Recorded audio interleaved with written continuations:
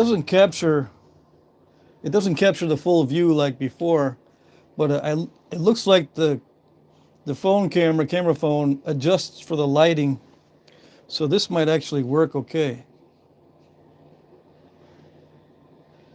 Even though the background is not the usual background because it's cropped to fit in the vertical, and I'm not going to put the phone further away because then I can't read the chat.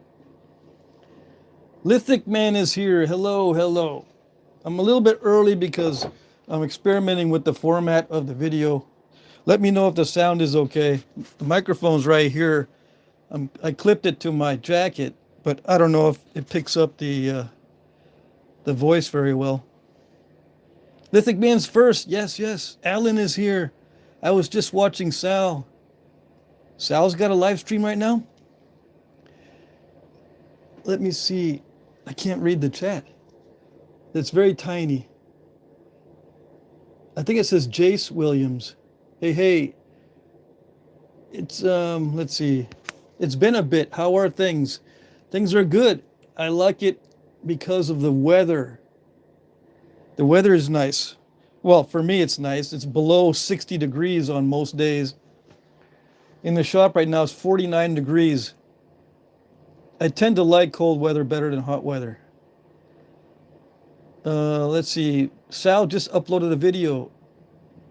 So Sal is Blades and Points by SGP. Okay. Let me just take this off my lapel so I can talk like this. Yeah. We're vertical. Uh-oh. Yeah. We're not horizontal. I prefer to be horizontal. Yeah. Yeah, this video is not made for kids, so we're cool. All right, so I'm going to clip this to my lapel or on my jacket when I start napping.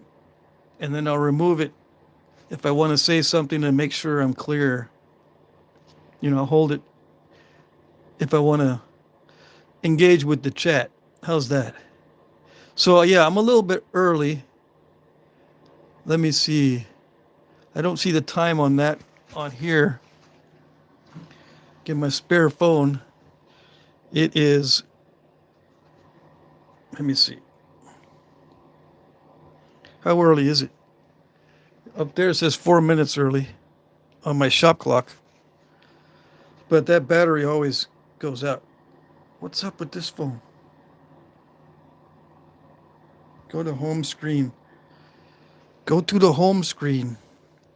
Yes, go to the home screen and what happens? Nothing happens.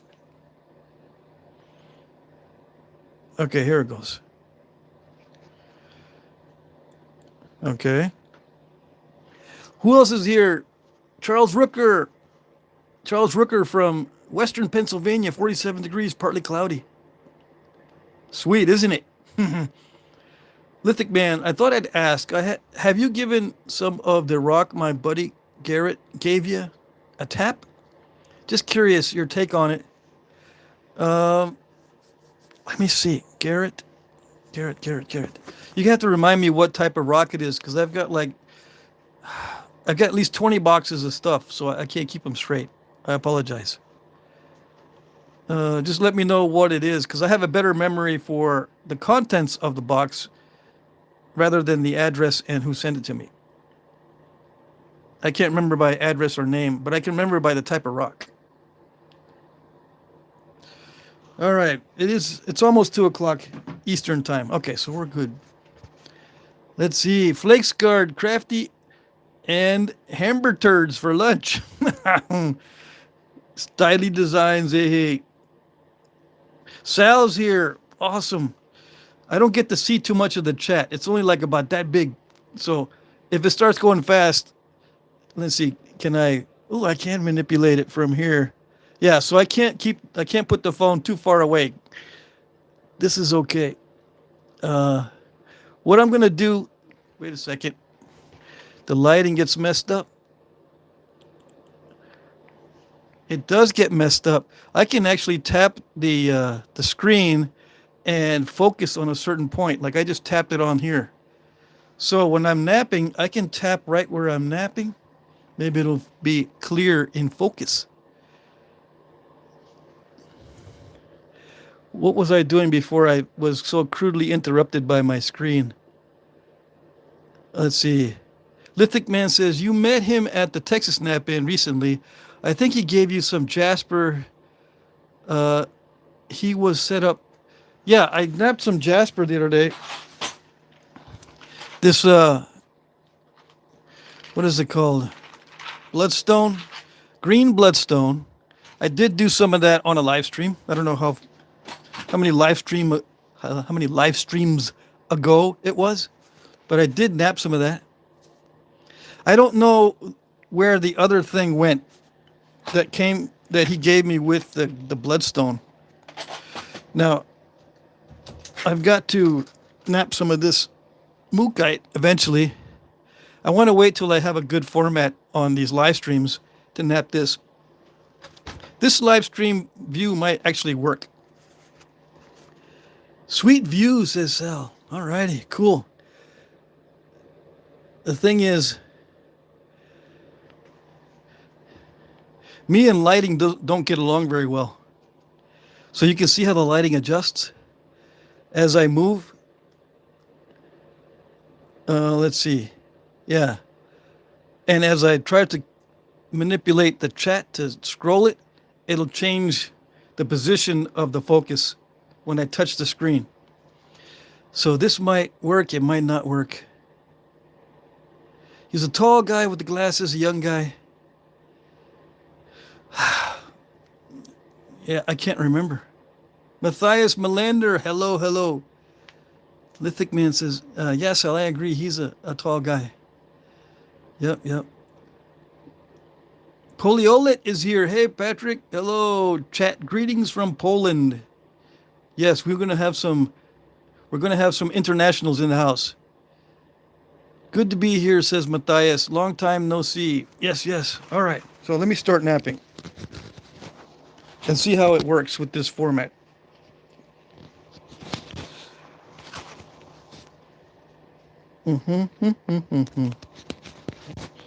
Okay, that should work.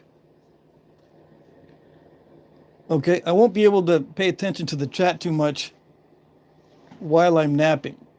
Okay. What do we have? What do we have today? I don't have anything lined up. Oops. I've napped all my Rocta points from the I napped all my nodules from the bucket. So I don't have a Rocta point. This one I'm going to heat treat. It's kind of a purplish flint or chert from Texas, tabular. I'm going to heat treat this, so I'm not going to nap it on video yet. I'm not going to nap it yet. Let me see. I hesitate to break into this, but I might have to. Hey, Jesse, $5 super chat. Thank you.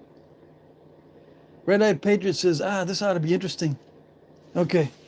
Hopefully interesting. If I start napping, it'll be more interesting. Yes. Okay. I'm going to take a little chunk off of this mookite boulder. And yeah, it's a boulder because I don't nap big stuff. So for me, it's a boulder. I don't nap big stuff. This is really big. All right, so I'm having a hard time reading the chat because it's so small. So I won't be looking at the chat too much. Hopefully everything is clear as far as lighting goes. But the lighting changes. It drives me nuts. All right. Now let's see. If I push and make it focus on this, it might work well. Okay.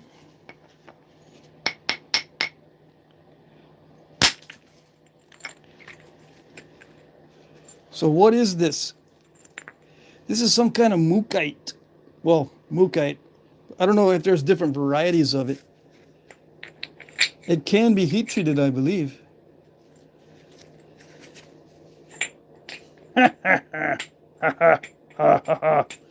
Yeah, That's what happens when I have a good spall. It starts laughing because it gets all giggly. Yeah. All right, so that's the spall. Okay. That was an easy peasy hit. Kind of like a no-brainer. I don't know what else I'm going to do as far as reducing it. It feels like it might nap really well. Just like this. Without heat treating. Ed Gould says you're left-handed today. Yeah, probably. Because, well, I don't know. It's the same view as always. I mean, as far as I can tell, the sign is on the same side, or is it backwards? Is the on-air, maybe the on-air is unreadable. Right? Maybe. This is all weird. Gulf Coast Knapping, sup guys? Oh, let's see. Yeah, Edward says, Ed Gould says, yeah, it's backwards. Isn't that weird?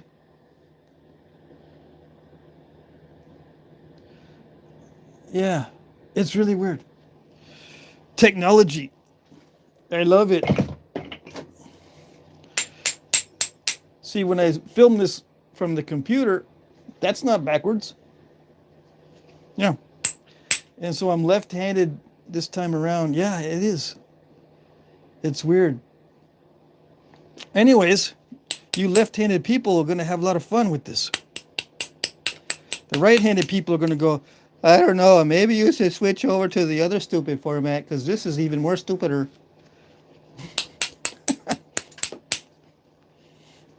We shall see.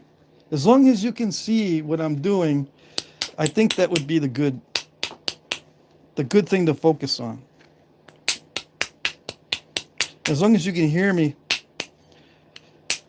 without interference from background noises, like flaking.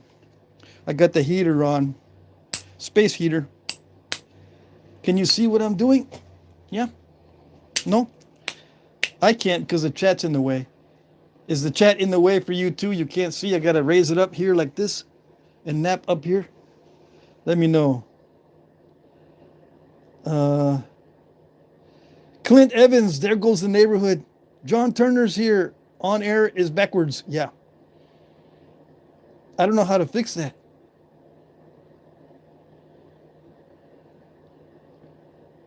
Let's see. Jake can't stand. He's going to have to nap in 2 seconds. Real Oren Edge Man? What is that? I don't think I've seen you before. Yeah, raise up so we can see. Okay, so I'm gonna have to adjust this a little bit too. All right, let's do this. Let's angle it down so you don't need to see me, right? Or see my face. This is above the chat. Yeah, raise this above the chat.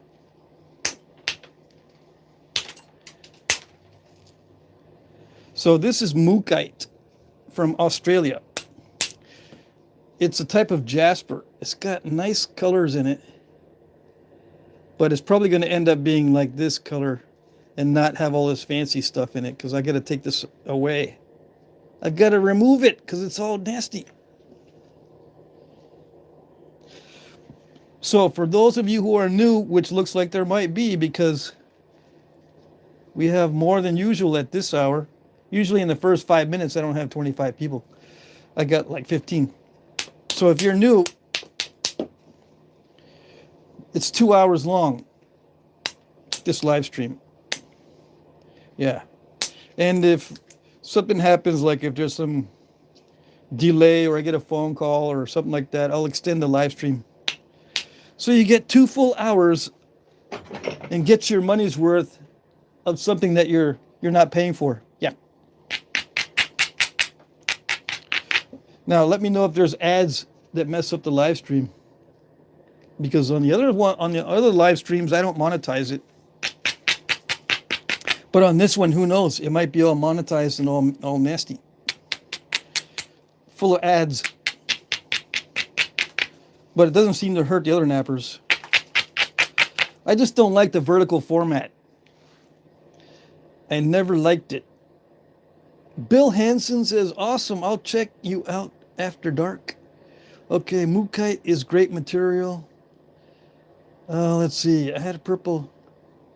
Jesse says, I had a purple piece of lavic jasper, skinned it, and went to yellow. I lost the purple. Yeah, that's what happens. See, it's got nice colors in it, but I'm going to have to get rid of it. Except for that, maybe a little spot down here. As I thin it, we might be able to still see some of this other color or other colors. It's got, you can see that, right? And you can kind of see like it is in real life. Yeah. Okay. Sometimes the lighting changes the way the colors look. All right.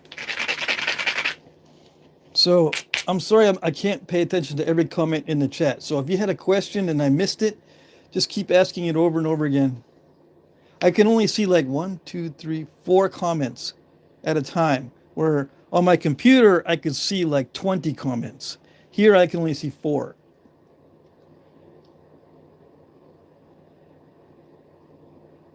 Alan says he just donated a super chat. I missed it. Did you have something in the super chat as a comment? Jesse, I see Jesse's $5 super chat. Let's see, what did Jesse say on his super chat? He just said nothing. So I don't know what that, Jesse donated a super chat. Yeah, I saw that when I said thank you very much. Let's see. So if you have questions, just keep in mind I can only see 4 comments. So if there's a lot of chat going on, it'll blow past your question and then I won't see it. So you ask it over and over again, or ask the question later after the live stream's over. And then I'll try to answer it in the comment section of this video. Maybe. I don't know. Anyways, we'll see if I'm shadow banned. Yeah. If I don't get many people in the live stream, that means I'm shadow banned somehow.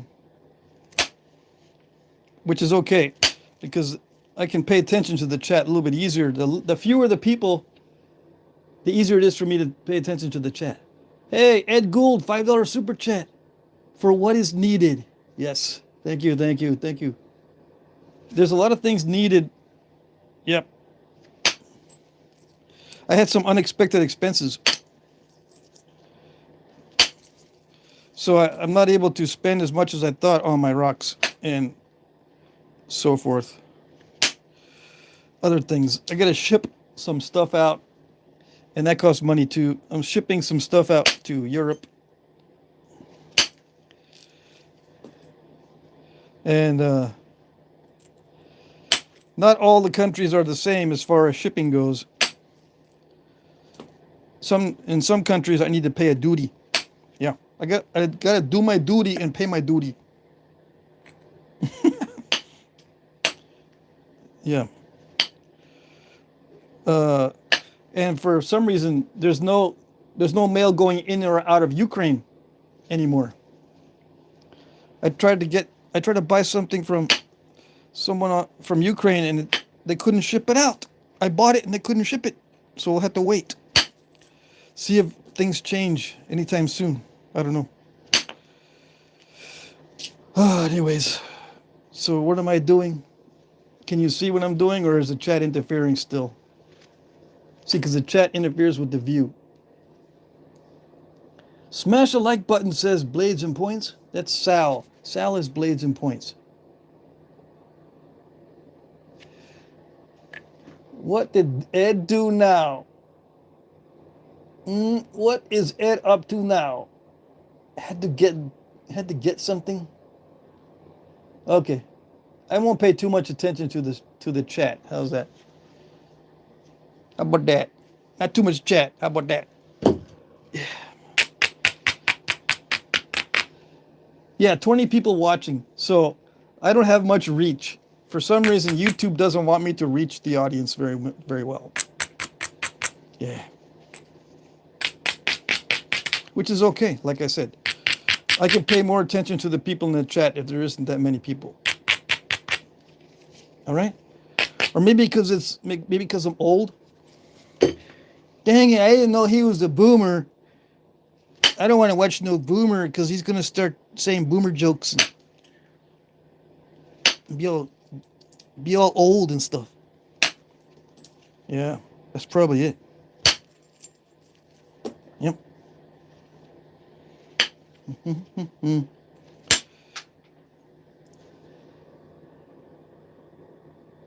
Let's see here. Yeah, 20 people and only 12 likes. That's all right. So, I don't know. Can you see? I don't need my both gloves. All right. Let's see what we got. Yeah, the lighting is not too bad in this view. I'll review the video after it's uploaded. And then see how the audio is in the video and all that stuff. And the lighting, I mean. The audio and the lighting. Okay, so we lost some. Right where it's inconsistent. Right where it was all nasty. So we're going to be narrow. I don't want you to show me how to do it narrow. No. Too bad.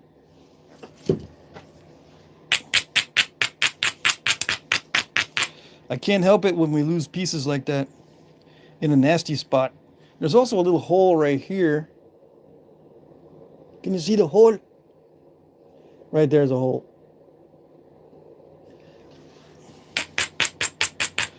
Okay.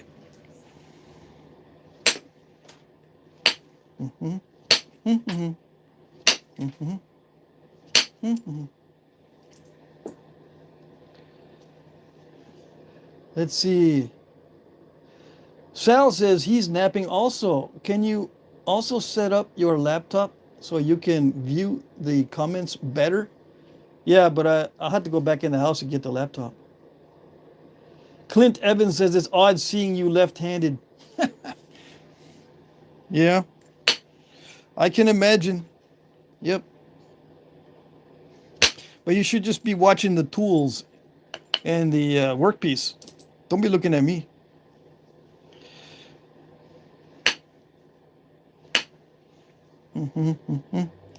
Me and technology don't get along very well. Yeah. And sometimes I have the poly effect on equipment. What is the poly effect? You can look it up on Google. There was a famous physicist or inventor or somebody with the last name Poly. I forget his first name. And just by coincidence, apparently, because I don't believe in the Poly effect, I'm just saying it for grins and giggles. But when he would walk into a room with equipment in it, because he's always working around equipment, many times the equipment would stop working as soon as he entered the room, or the experiment being conducted would get messed up when he walked into the room. And that happened so often that they called it the Poly effect. So I have the Poly effect on technology as well.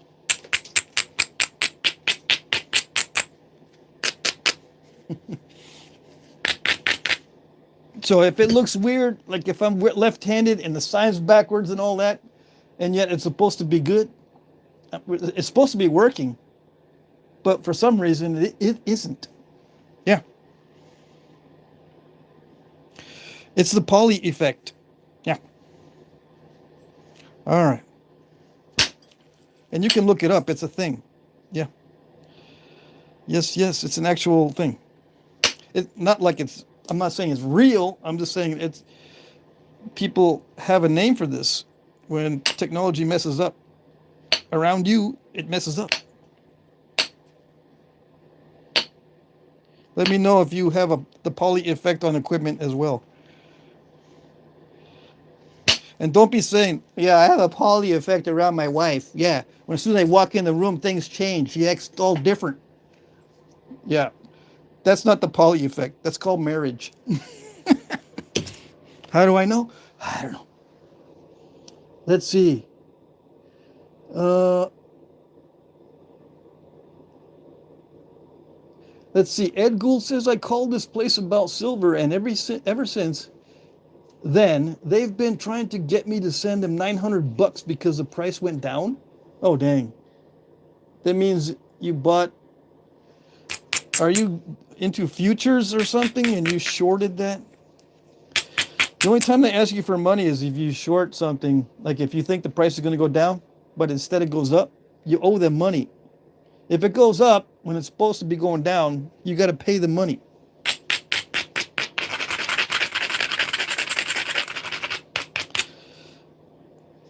Yeah. To cover that short or whatever. I used to do a little bit of trading in the market, but that's been many, many years ago, so I'm forgetting a lot of how it works. But I know that one time they asked me for money because the stock went way up instead of tanking. I thought it was going to tank, but no, I went the opposite way. And yeah, it did tank eventually, but I owed them money before it tanked. It's stupid.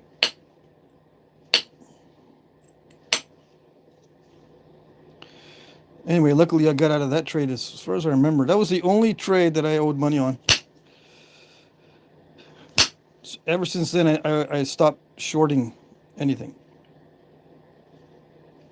All right, so I'm trying to get this thing thinned down, but it's not working all that great. Hey, Mac Bales. Hey, guys.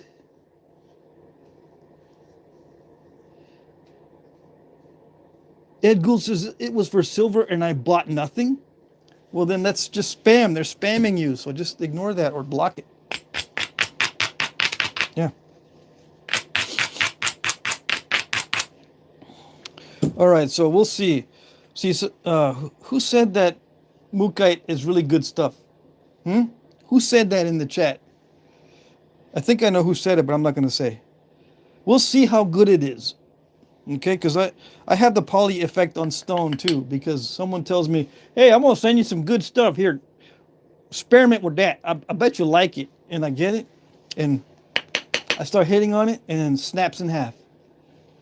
And I go, okay, cool. I can make 2 points now. And they're looking at me like if it at a Knapping. Yeah. Was it good? Was it? Because if it was, I messed it up, or I had the poly effect on it. It doesn't work right around me in particular. Yeah. All right. Ooh, that's not a bad flake. I'm hitting it really, really hard right now, and that's not a bad flake. That's a good one. Yeah, it's smiley if I do that. It's got some banding in it.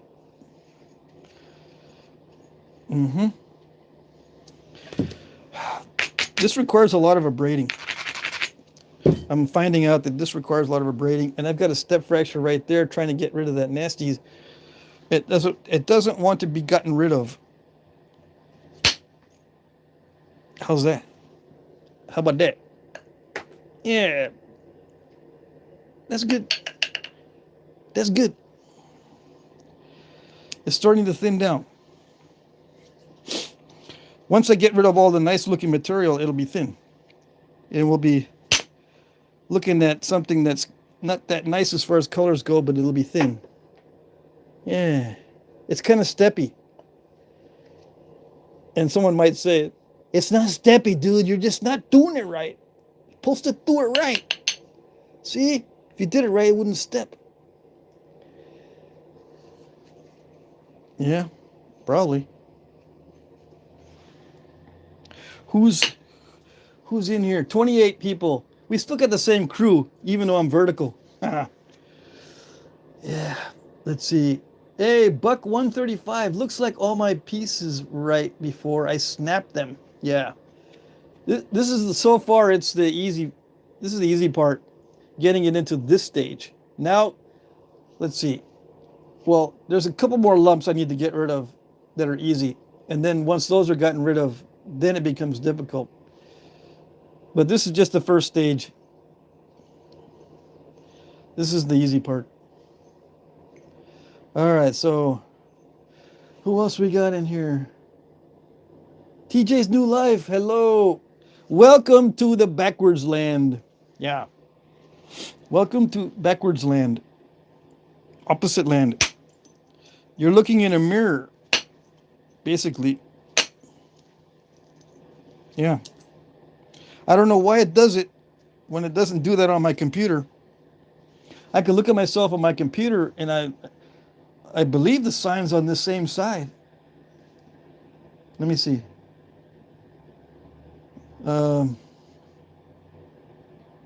Because when I see it, when I'm looking in the computer, this on-air sign is on this side.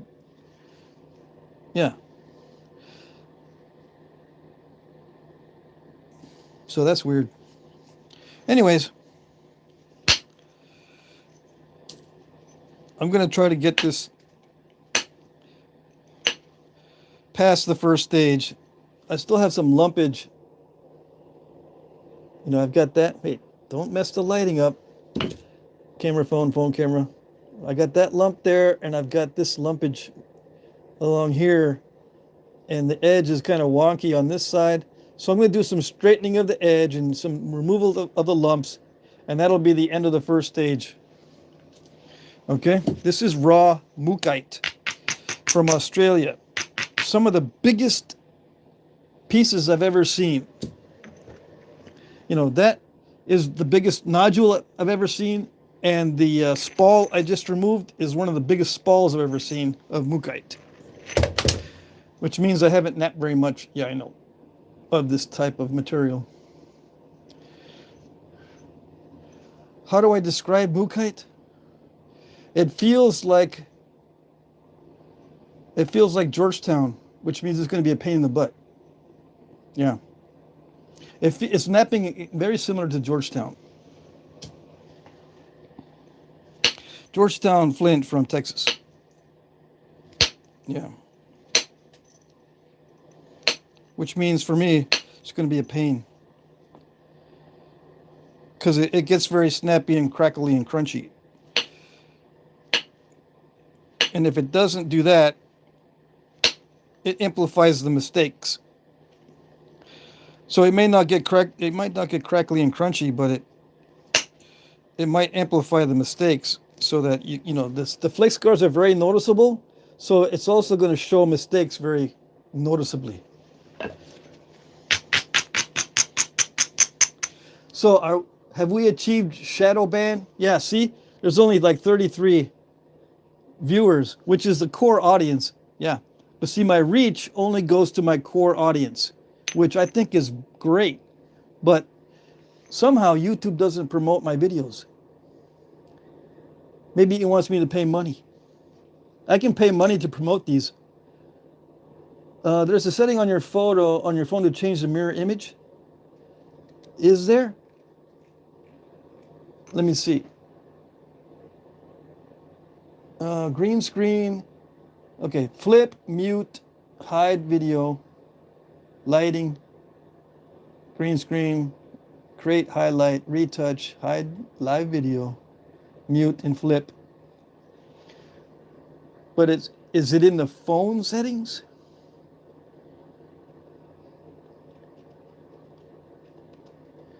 It's in, Sal says it's in the phone, but if I mess with the phone, I might lose the live stream.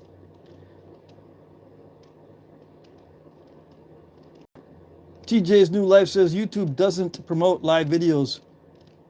Well, then how come everybody else gets lots of live viewers and I don't? Let's see. It's because I'm shadow banned, I know. In the camera settings, you can reverse this this weird opposite view.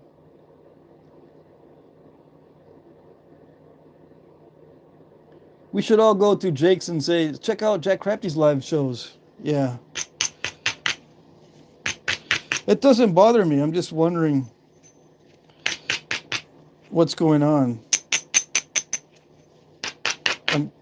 Inquiring minds want to know what's going on.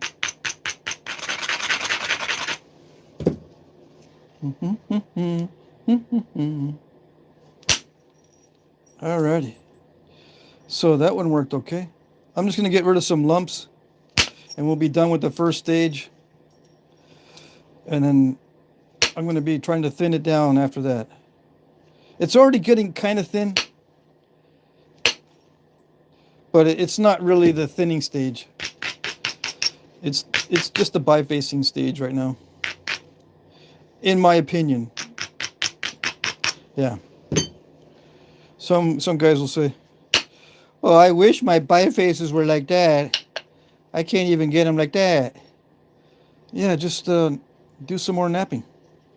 You'll get there.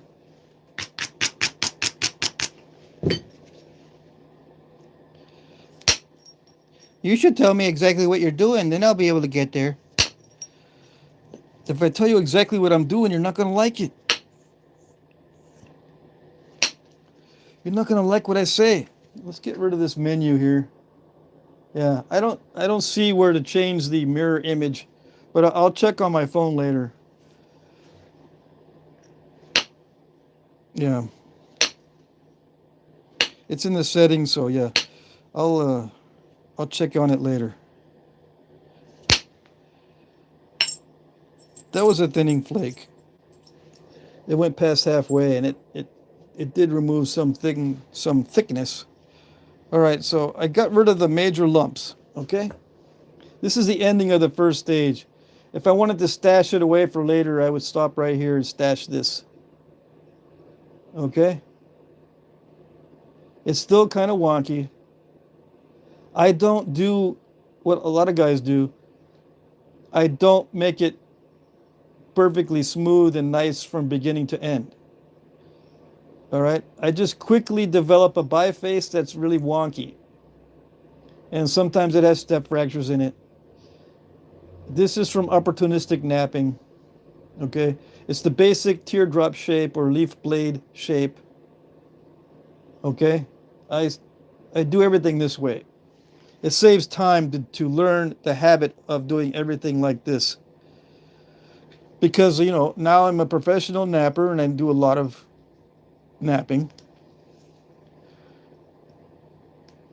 And I stash away these preforms, or not preforms, these first stage bifaces for later, right? Yeah. Where is my other stuff? I got another one from the other day. This is thinned down, so it's already gone through 2 stages of thinning. And all I need to do now is sharpen this one. Now this, can you see through it? No. It's got some translucency to it. I'm not sure if I started this. I think I started this one on a live stream, because that's all I've been doing lately. And I think I did some of this on video. But it got a lot more narrow when I thinned this, because it was getting steppy and it was also getting divey in the middle. So I had to make it more narrow to clear out some of this junk. So I did not do this in this live stream, in case you're just now joining us. This is the one I'm working on for this live stream. This is Texas raw chert from Central Texas. It's a Pedernales type, right? Or Central Texas Edwards Plateau type chert. This one is Mookite from Australia. It's a jasper. This is a chert semi-translucent. This is a jasper non-translucent, except in certain areas. And when it gets thin, you can kind of see through. Okay. Both of these can be heat treated, yes, but different temperatures. This one doesn't need heat treatment, so what I would do if I wanted to make it more slick looking, I would just heat it to maybe 300 degrees Fahrenheit at first, and then, once it's cooled down, nap it and see if it looks more glossy. If it doesn't, I can stick it back in and heat treat it for 4 hours at 350 degrees. Wait till it cools down, take it out, take some flakes off. Maybe it's glossy. Maybe it starts to act like it's going to snap in half. Like if the flakes break up in many, many pieces after heat treating, it kind of gives you a signal that it's going to snap in half. So you just want to stop the heat treating process, even if it's not glossy, and just work with what you have. Because if the flakes start breaking all up and they're not solid flakes, it gives you an indication, like I said, that it may be a snap in half-ish type of material, which is not good. Snap in half-ish means you'll have two pieces instead of one, two or more pieces. Sometimes it's not only snap in half, but snap in thirds. Selfie mode on your phone will be reversed. Should be a setting fix for some blah, blah, blah. Charles Rooker, thank you. Selfie mode on your phone will be reversed. Should be a setting fix for that. Yeah, should be. AA Ron says hi. Hello, hello. What's up? Yeah, Patrick, is on your phone settings as you like you're taking a selfie. Well, that explains it. I never take selfies. Let's see. Buck 135. Great live stream. Thanks. Thank you for responding to my comment. You're welcome. Who responded to your comment? Because I didn't see any Buck 135 comments before. Or did I? Bukaitis from Western Australia, says TJ. Robert Carmen Sr. Just do what you have done for years. That's teaching everyone how to flint knap. This is not teaching too? You don't think I'm also teaching on this live stream? Is this just goofing around in nonsense? Let me know if that's what you mean. If you think this live stream is just nothing but goofing around and a bunch of nonsense, I'll go back to the other format because it's easy for me. I've got everything set up for the previous formats. I'm not picking on you. I'm just saying. It would be much easier for me to just go back to the same old, same old. Yeah, I get burnt out after a while, so I had to take breaks. So you might not see me for a week or so. I got a phone call. You might not see me for a while if I get burnt out in the old format. But yeah, I can go back to the old and do the same old every single time. Let me see. Robert Carmen Sr., I was talking about the complaint about your phone. Well, the complaint was mainly because I don't know how to fix it. I'm sure that once I mess around with it for an hour or so, I'll be able to get all the settings just right. I didn't realize it would do this backward stuff until I turned on the video. Until I went live and looked at it. Let's see. I could set up a mirror and point the camera at that. Yeah, I could do that.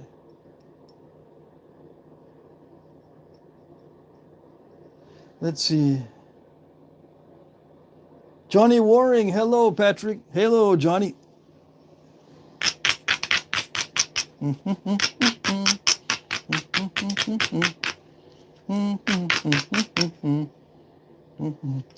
Oh yeah, for anyone who is new or haven't really interacted with me one-on-one, keep in mind that I might come off as very snarky, very condescending. Maybe it looks like I'm mad or something, or angry, or I get ticked off. Okay, that's only maybe partially true. Yeah.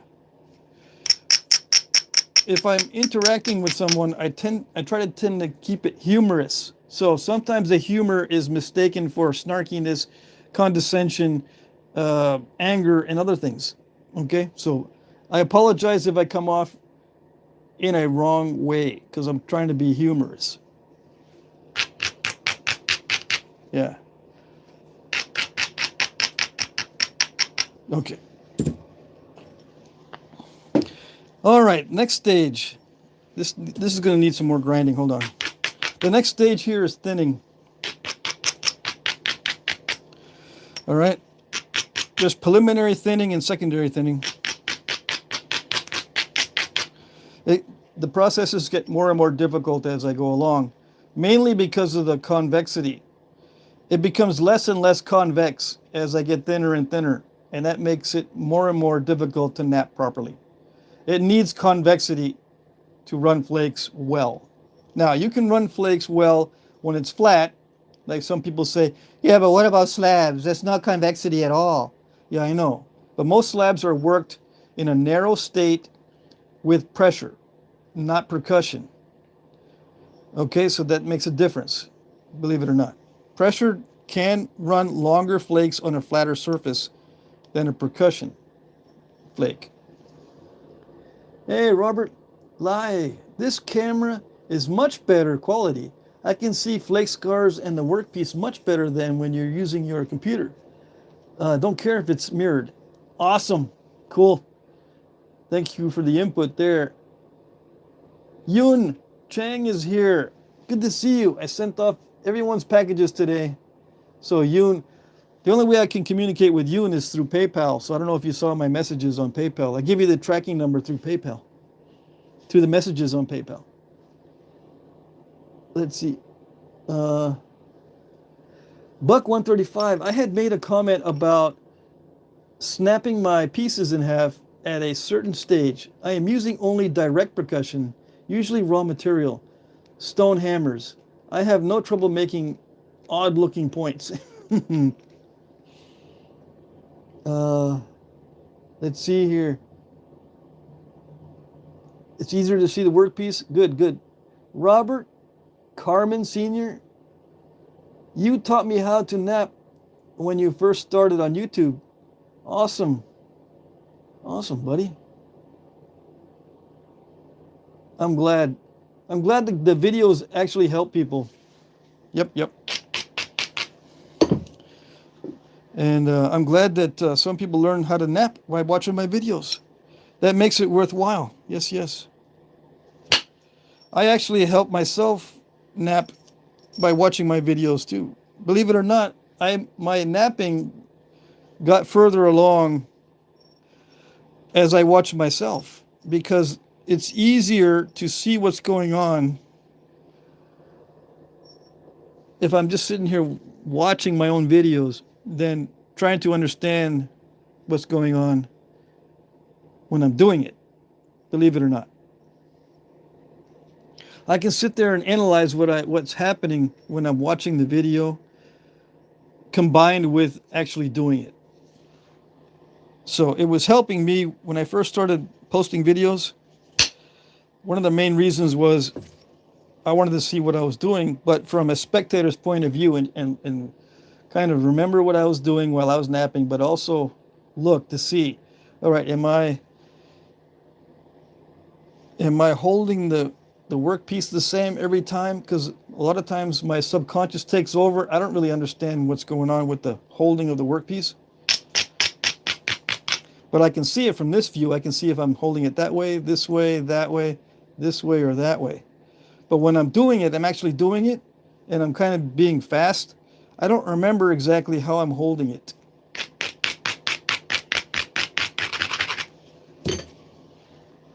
And I go mainly by feel when I'm doing this. When I'm trying to remove a big flake like this, I have to clear my mind and not think about it in order to remove a flake like that. If I think about it too much, it doesn't work. But see, I don't know what angle everything was from this view when I did that. I just go by feel. I don't look to see what I'm doing this way, or where this is. Is it up here? Is it down here? And did I strike this way Did I strike straight down? Did I arc it? What am I doing? Did I choke up on it like this and hit, or did I do this and hit? A lot of those things are subconscious, so I don't get to see them when I'm, see them, quote unquote, when I'm doing this by feel.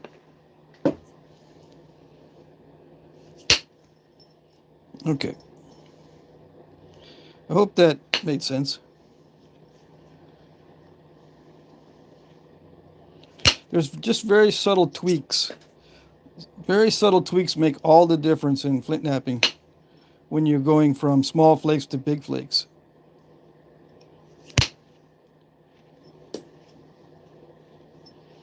Small flakes are easy, right? The hard part is getting those big flakes to go across. Yeah. The big thinning flakes require more energy. So some of the hardest hits occur during this stage, which is very dicey because you don't want to be hitting all that hard as it gets thinner. You don't want to be hitting all that hard. See, it's already getting pretty thin, but you have to hit hard if you want big flakes. Yeah, even at this stage. So I'm right at the edge of breaking it. Every hit could potentially snap it in half if there's just a small mistake. If I'm too high up on the edge, for one thing. If I get the flaker too high up on the edge, it puts too much pull on it and it'll snap it. And I say the edge, I put it too much above the edge. I should have said that instead of on the edge. All hits are above the edge. There's no hit that is exactly on the edge. They're all above the edge, all of them. Either slightly or a lot, or in between somewhere. All the hits are on top, on the surface. Okay, there's none that are right on the edge. Now, if you're doing pressure flaking, sometimes you are right on the edge. But for percussion, all my hits are a little bit above the edge. Now, that might be wrong. It might be better if I actually round the edge a lot more and then hit directly on the edge. But I don't do it that way. I don't want to spend a lot of time grinding, for one. And number two, I don't think it's worked that way for me in the past.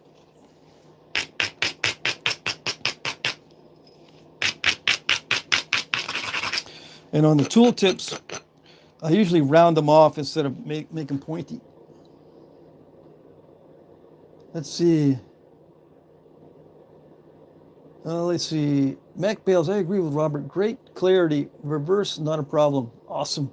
Mike Mason says, I'll try to show you a picture I was sent from near my area on the community. I can't seem to pick this up with my camera. Okay. Yeah. Post. You guys know that I have a community section on my channel, right? You can post pictures. Up to 10 pictures now. It used to be only 5. So now you can post a lot more. Yeah. So take advantage and promote yourself. Do shameless plugs. I don't care. Say, hey guys, I got some rocks in case someone wants them. I don't care if you advertise your stuff on my channel. Look at that. Yeah, that's what I like. But I had to hit pretty hard to get that. And that it risks snapping it. Yeah. And you can see it shows the flake scars really well, and it also shows mistakes. It's snapping a lot like Georgetown. Yeah. High grade Georgetown will nap like this. It'll show everything. Mistakes, good stuff, everything. All right, so almost finished with the preliminary thinning. The secondary thinning makes everything nice and even. And I push it to the limit on the secondary thinning. It goes as far as I can. How do I know I'm going as far as I can? When it starts to mess up, then I know I can't reliably thin it more. And some might say, well, my stuff gets messed up from the very beginning. You're going to have to push it a little harder. Yeah. If it still looks thick and it looks messed up, you got to keep pushing. If it's really, really thin and it starts messing up, I wouldn't suggest keep pushing. No. If you still got some thickness and you're messing up, just keep going. But if it's getting really, really thin and you're messing up, then I recommend stop. Just clean it up and live with what you got. You know, clean up the edges and sharpen it up and live with the mess in the middle. If it's really thin and you're messing it up, just stop thinning and just sharpen it and move on. Say, okay, that one's done. That's good. Call it good. And don't push it. That's what I recommend. Okay. Am I done with the... Yeah, I'm done with the preliminary thinning. All right, so the first stage of thinning is done. The second stage is to make it nice and smooth and even. But I took out the majority of the wonkiness, so the edges are straighter. From the previous stage had a lot of wonkiness to it.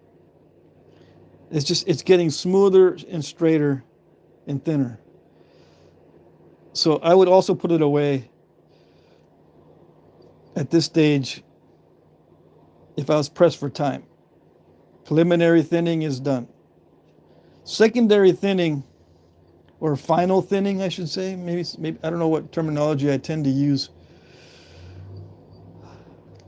Let's see. The final thinning is coming up, which is the same as the secondary thinning. There's two stages of thinning that I go through. This stage and then the final or the secondary thinning.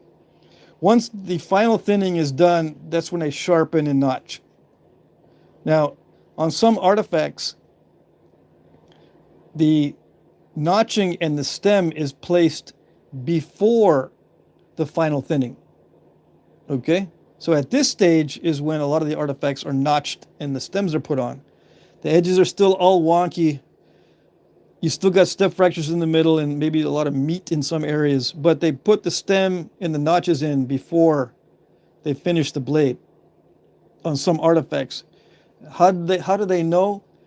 Because a lot of them are broken at this stage, but with stems on them. Okay? The stems are on them and they're broken in manufacture. So that means they put the stem on before they broke it, and they're usually breaking it when they're thinning the blade down. Sometimes they'll break it when they put the notches in. That's common too. You'll see a break right through the notches. But you'll see the break through a partially finished blade and not a fully finished blade, on at least in Texas, the way they used to knap in Texas. Because I've got artifacts that demonstrate that they would put the stem in first, and there's mistakes like blowing a notch out and cracking the whole thing in half from the notch, and the blade's not finished. It looks like that. Or they're doing the notching and it just snaps in half because they're hitting the base and hitting the stem with either percussion or something. Or maybe they're doing heavy pressure and they snap it because it's such heavy pressure, and maybe they got a soft pad, they'll snap it. Okay? But it's not a finished blade. That's how you know they're doing the base first. I'm just giving you a couple of examples of how they know, and how I know on my artifacts when I look at them.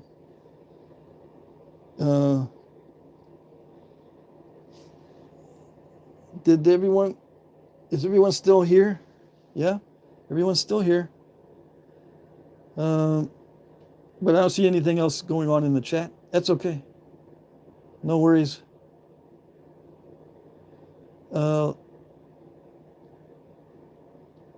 Yeah, if they were real thick like that, they were probably punching out the notches. Yeah, punching is very effective on the thick pieces. Yeah. Definitely. Now, some guys are really strong. They can pressure flake with antler or bone on thick pieces because they are very strong. So you don't need to punch. You can do it with strength. Punching is easier, yes, but you can also knock out big pop outs with pressure if you're very strong physically. Especially if you've been doing this since you're like 10 years old. Okay, you can develop these strength muscles. You develop these muscles that are strong for this kind of work. All right.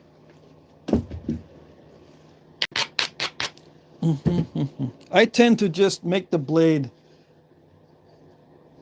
complete and thin down before I add the notches in the stem.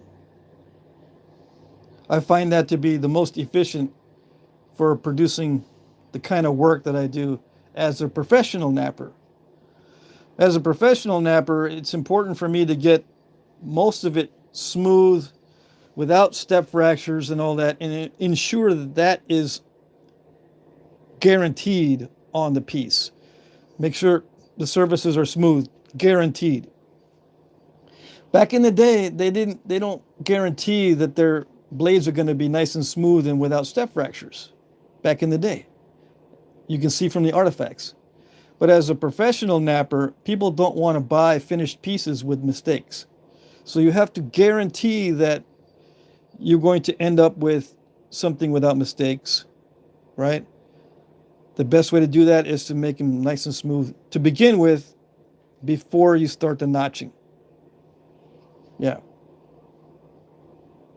At least in my opinion, that seems to work better than to try to thin the blade out when you have the stem in it already. Okay.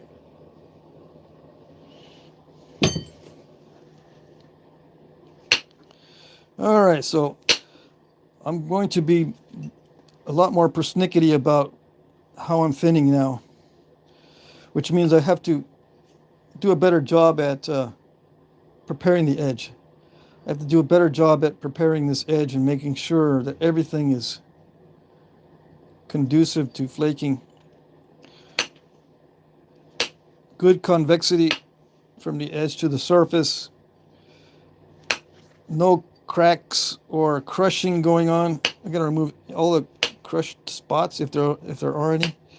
I had to be very concerned with incipient cracks. Make sure there's no incipient cracks. Like there seems to be one right there, an incipient crack. Yeah, right there above my fingernail. You can see the shadow.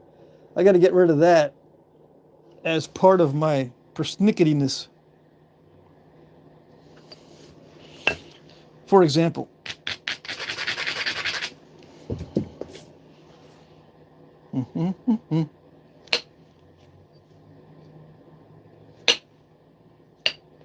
so yeah, I'm taking flakes off of both sides. It's still not completely gone, but I took a flake off of that area. Should I? Yeah, I should try to eliminate it. I don't know how deep that goes.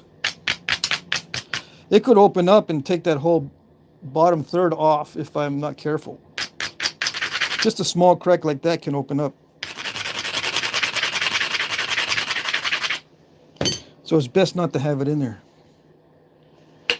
That'd be the smart thing to do. I don't know. Am I smart? That's debatable.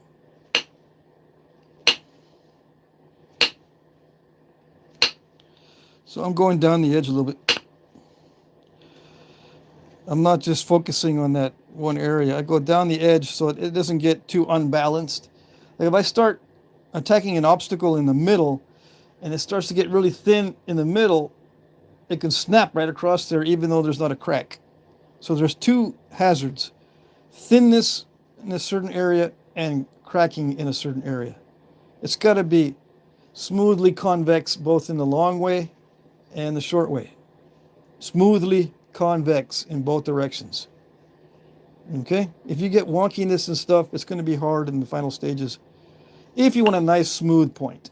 Okay.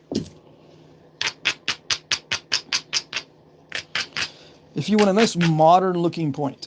Modern looking points are the ones that sell the best. That's just the way that's just the way it is.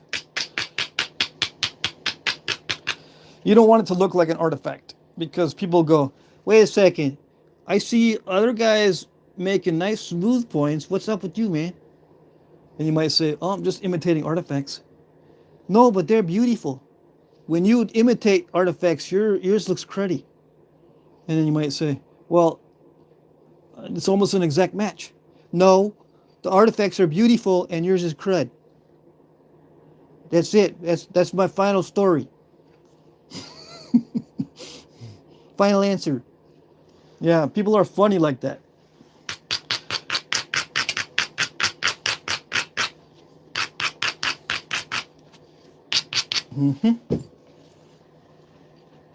That's probably why I only have 26 viewers.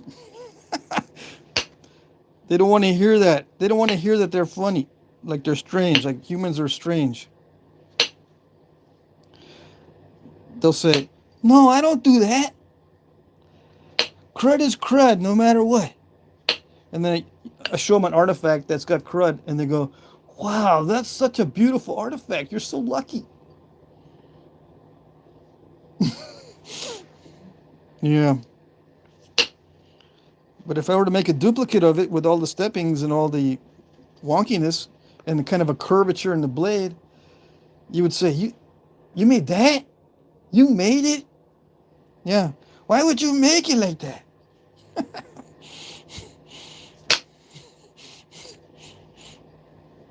Yeah. I don't know. I must have had a brain fart when I made it like that. I don't know. Why would I make it like that? I mean, it's not like I wanted to look like an artifact or anything. No, never. You being sarcastic? Yeah, I'm being sarcastic.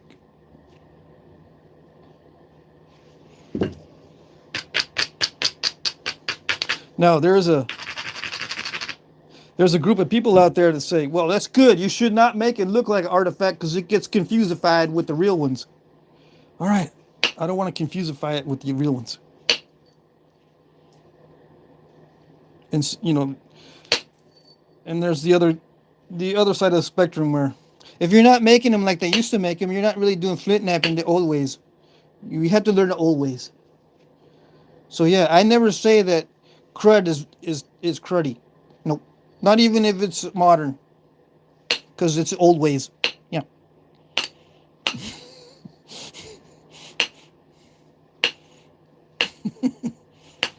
Old ways are the best ways. Yeah. And some guys even say, there's no way to make it look like the old ways if you use copper or aluminums or steels. Yeah. No way to make them look like the old ways if you use metal like that. Does this look like the old ways? Because I'm using copper. Some people say, no, it looks like you napped it with copper. Yeah. It's a copper napped. Yeah. Except if I nap it with steel, it looks the same. Except if I nap it with aluminum, it looks the same. Wait till I start napping with brass. So I can fool your ass. Yep.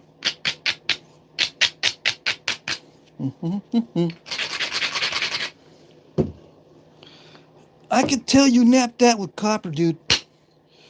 Really? Yeah. What if I told you I napped it with brass? No, you're lying. No. It's not possible to nap it with brass. You're lying, not your ass. All right. I'm hitting it really hard, if you can tell, to get these thinning flakes. All right, they got to be very thin, but they've got to have that amount of convexity. If you don't have that amount of curvature in your point, it's going to step fracture before it goes halfway. This one almost step fractured. But you got to have good convexity in the surface. And that's a very subtle thing. And the convexity varies. The required convexity for flakes like this varies from material to material. Some, you can get a flake like this that's flatter. Some you need more convexity to get a flake like this on your workpiece.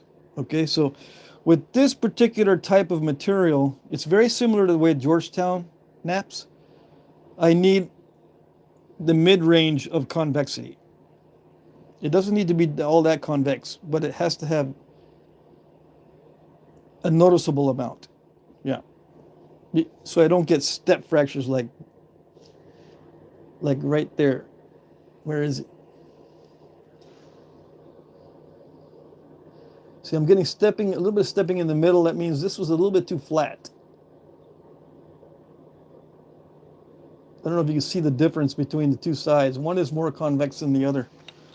The one that's more convex is going to have flakes that travel a little bit better. Yeah. See, they travel pretty good on this side. But if I try to do a big flake, thinning flake like that on this other side, I'm going to end up with some steppings like this. All right, for you guys that are new, that are having trouble with side A and side B, side A, which is usually the best side, it usually is more convex than side B. Side B, if you look, chances are it's going to be flatter or even dished out. Salamandra is here. Mike Mason. Faith and Sawdust. Hey, Jack. Jesus loves you. Really? Show me the money. Hoosier Turtles and Tortoises. Mike M., you're going to love Jake's surprise. It's sweet. Olivia Woody, master of his craft. Jack Crafty, thank you, thank you. I haven't seen you in the chat very much, Olivia. I think I've seen some of your comments in the past, though. Maybe on regular videos. This is fun. There's new people on this live stream. Let's see, Farm Ace 100? Is that what it says? I'm sorry, people. I can't read these. Let me see. I need a dark background. Yeah, now I can read it. Okay, so Farm Ace 100. Hey, hey. So let's see. What else is there? Okay. Hoosier Turtles and Tortoises. I've read that one. What else did I miss? Yeah, the big bold flake scars do look good on that material, says Sal. Thanks. Rick Gartner, love your work. Awesome job. Thank you, thank you.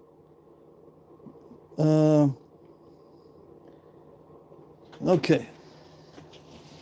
So I'm getting it thin. Pretty soon I'm going to stop because I'm pushing my luck. Yeah, I am pushing my luck. This is rare and valuable material. Yeah. I don't want to push my luck to try to get it really, really thin. Rare and valuable. Yes, it is. So I had to be very careful on what I'm doing. And I don't want to snap this on video. It's quite embarrassing. Oh, yes. It would be very embarrassing to snap this on video.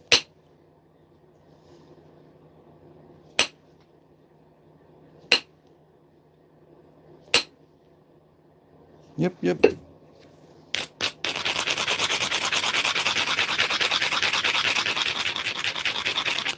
So the way I grind these edges, I just grind them in every direction, in every way possible, to knock off the dull, and to knock off the sharp areas to make it dull.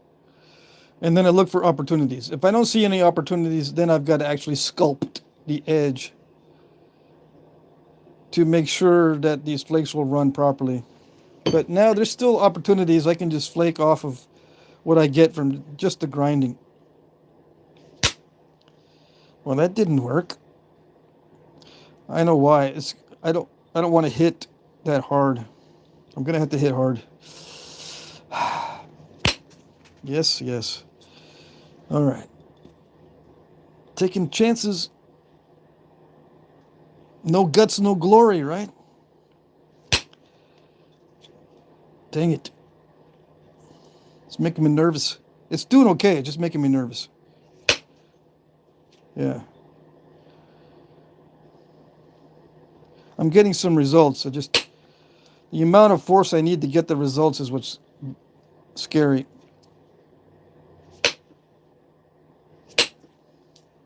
When it's this thin, yeah. I tend to leave the bases kind of thick. It gives me more options for different kinds of points. Some artifacts are thick down here, so I leave it thick if I'm thinking of making an artifact reproduction. If you leave this thick down here, it looks better if you want to try to reproduce a certain type of artifact. Like dovetails, I think that they're pretty thick at the base in order to get those big pronounced pop-outs that you see on the artifacts.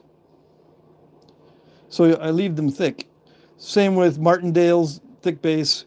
If I want to do a Clovis later on, I might be able to do it on one of these types of preforms. I can run short flutes, but the base has to be thick. So it gives me more options if I keep the base thick toward the end, which is kind of different from what I recommend. I recommend thinning the ends more than the middle. But as you refine the bifaces, you can leave this base thick for certain reproductions. Does it increase the chances of breakage? Yes. So if you don't want to increase your chances of breakage, make sure you thin this while, at the same time you're thinning the tip. Okay? Sometimes I regret leaving this thick, but it's done mainly through habit. So I go, dang it, I shouldn't have left it that thick because I need to thin it down for the type of notches that I'm planning. I forgot. I just stuck to my old habit of leaving it thick just so I can have more options. But if you are planning on notching, many of these artifacts are pre-thinned before the notching. See if I can, I can't, it'll take me forever to give you examples, but there are some artifacts that I've seen that look pre-thinned, like Montels. You can see there's big old thinning flakes from the stem area and the base before they do the notching. And sometimes it leads to mistakes where they're thinning from, they're trying to pre-thin, and they'll overshoot and take off half the blade just because they're trying to pre-thin for the notches. I've got at least 2 Montel artifacts bases that are like that, where they tried to pre-thin before doing the notches, but they overshoot and take off like a third of the tip. It just goes, the flake just goes way too far and cuts it in half, or cuts the bottom 2/3 off or something. Sometimes I've even seen them cut through the other side. Like let's say they got a barb started on the other side, and they're trying to do a barb on this side, and before they start that, they pre-thin. They'll do an overshot, and the overshot will cut right through the other barb on the other side. I've got one like that. A Montel. Okay. So I'm trying to think. There's one specific type.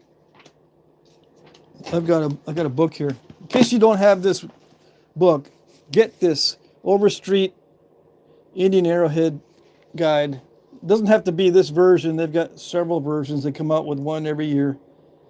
It's it's backwards. Official Overstreet Identification and Price Guide to Indian Arrowheads. Okay, I'll fix this backwards thing in future videos. Okay, so I was looking in there, see if I could jog my memory on at least one type of point that has the pre-thinning. But Never mind.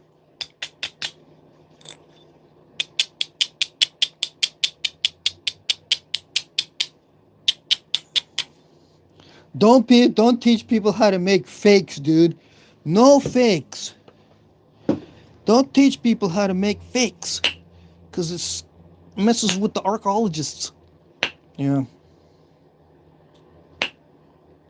I don't know. I don't want to mess with the archaeologists. I never do that.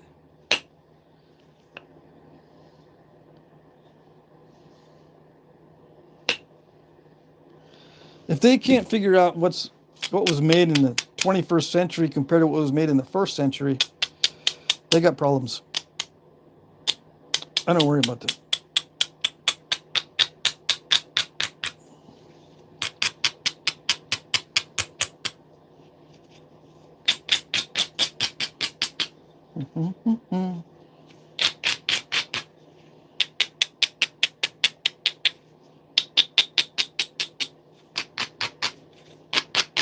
Okay, so I think maybe 1 or 2 more flakes and I'm done with the final thinning.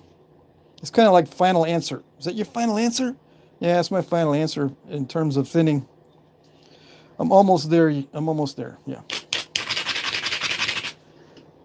Clint Evans sounds like how I nap. Let's see. Isidore's here.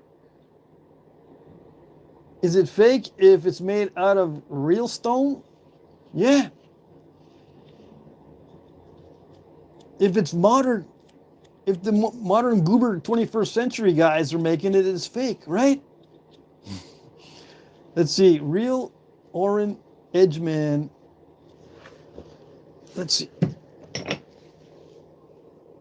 Some ancients probably made some just like yours. No one's found them yet. Lots of techniques haven't been rediscovered yet. That is true, yeah. There's probably some techniques that haven't been discovered. Let's see, that's gambling for me, making 1 notch at a time. Yeah. You'll notice on artifacts, they'll do 1 notch at a time, because when it's broken in manufacture, you can see what they were doing. And I have some artifacts where they had finished one side and they're working on another and they messed it all up. Yeah.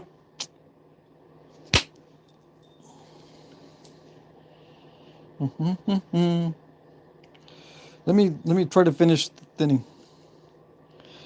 Let me try. I might not be able to do it. See, remember that area that had that lighter color material? Well, it's inconsistent. So I stepped it in front there earlier. I don't know if I'll be able to get that out. I'm going to try for a flake here and shoot it up into this area. But don't ask me to trace out where I think it's going to go, because it's one of those hit and pray things, you know. Please don't make it mess up. I don't want an island in the middle. That'd be terrible. Yeah. Hit and pray. I do a lot of that. Yeah. And if I don't want to take the chance, I'll just leave it. I'll say, that's good. That's good. I'll just stop. It's almost like trading stocks. You know, you never know if it's going to go up or down. Maybe you make 1%, maybe you make 10% gain on the stock, and you go, I could make like 20%, dude, if I just wait. It could be like 20%, but what do I do? And then I just sell, and then sure enough, it went up again or whatever. And I could have gotten 20%, but you know, at least you get something out of it. It's better than nothing. It's like, that's the gamble aspect of napping. Do I want to take the chance? Usually no. If you got some gains already, don't try for the big win. You got some gains already, that's good enough. Some people say, that's just being greedy, dude, trying to get better gains. No, it's called risk management. It's not greed. Greed is when you want to collect way too much. When you're dependent on that feeling, I want more, I can't help myself. No, risk management is different from greed. All right. That's good. Yes, I did have enough convexity. I was thinking about that and thinking about that. And yes, I had just barely enough convexity for that flake. I like it. I like it when I get big, bold flakes like that at this stage. Now, risk management says you should have done this before that because now it's weaker in the middle. Yeah, but I didn't tell you I'm not going to do this. I changed my mind. I'm not going to do that because it looks like I'm going to create an island if I do that. I'd rather have this little island that's not that bad than to create a worse island in the middle. Yeah. Okay. A lot of explanation for not much benefit.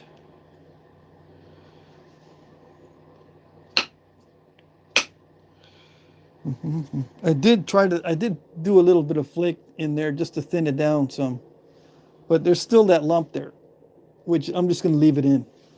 Yeah. No sense in risking it. Unless for some reason I lose a lot of width by accident, and I go, I can use that loss of width now that I'm closer to the obstacle. I'll try to eliminate that obstacle. Yeah. But only if it's an accident. Yeah. I'm not going to intentionally make it more narrow. Yeah. All right, so that's pretty much it for the final thinning. All that's left now is to sharpen it and straighten the edge a little bit more with pressure flaking. Okay, it's already very risky to keep hitting on it. Would be too risky because it's already too thin in the middle for my taste to continue the process of thinning with percussion. I can do pressure flaking to get it a little thinner, especially near the tip. Right, especially near the tip. I can continue thinning with pressure. Is this good? See how it's too thick at the tip, but I can thin that down with pressure. Yeah. What did I miss here? Salamandra, if I can ask y'all a question as a novice without much research here, what would y'all say is the max thickness for a good arrowhead or spear point, or does it depend on the style? Well, the maximum thickness is usually a 1/4 inch. I would say as an average. Maximum thickness. Now, are you talking about an arrowhead for an arrow or for an lateral dart or for a knife? It goes up. Like for an arrow, maximum thickness would probably be 3/16. And then at lateral dart point, maybe a 1/4 inch. And then for a knife, almost anything up to a 1/2 inch. Yun Chang says, thanks for the instruction. You're welcome.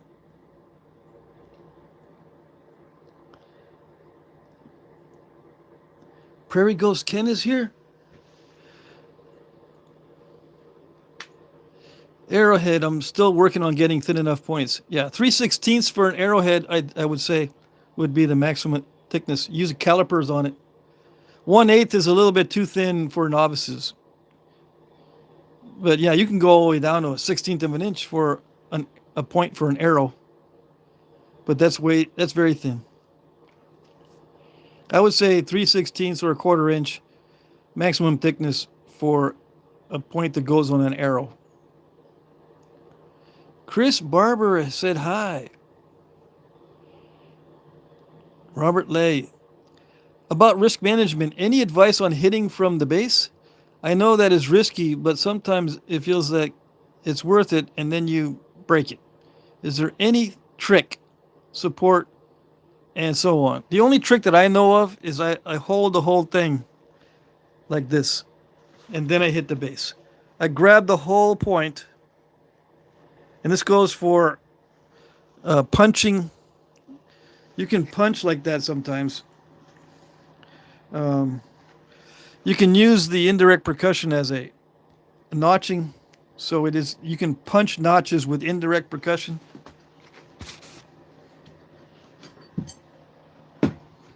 If it's a screwdriver looking tip, you can punch notches, but hold it like this. Grip it so you're holding the entire blade. See, against your hand right here and against your fingers. I do the same thing for fluting Clovis or other points. Hold the whole blade when working on the base. You'll see me do this a lot of times and just holding it at the base when I'm hitting the base. But that's only with strong materials. Don't try it with weak stuff like obsidian or stuff that is this thin. You hold the whole blade and then you do your work. And that's probably the only sure way to help prevent breakage when you're doing percussion on the bass. Yeah, hold the whole blade like this. Now, what about on your leg? You can hold the whole blade like this on your leg. There's palm up holding and palm down holding. Okay, you can palm down hold. You can palm down hold on your leg, or you can palm down when you do freehand, or palm up. I prefer palm up. I don't know why. Just habit. I could do it either way.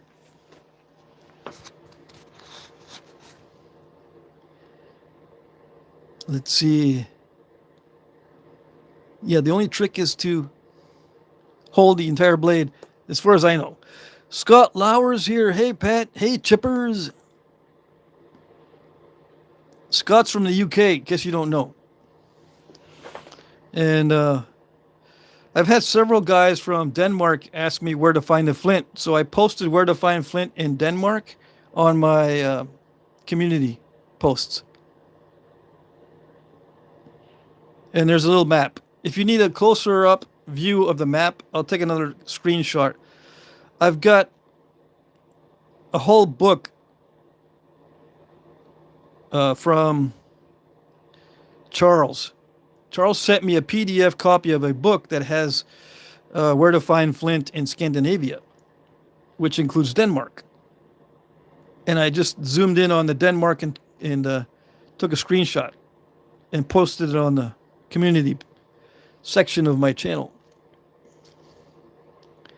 Mike Mason says, this might save a point for me, Patrick. Glad I got to hear this one. Awesome. Cool. You haven't seen me hold the whole blade like this when I'm doing some knapping sometimes? I got to do that more often, I suppose. Yeah, I tend to just hold it like this. But yeah, I've snapped them by holding them just like that. It's not foolproof to hold it right where you're hitting. It's not foolproof at all. Sometimes it'll break right there.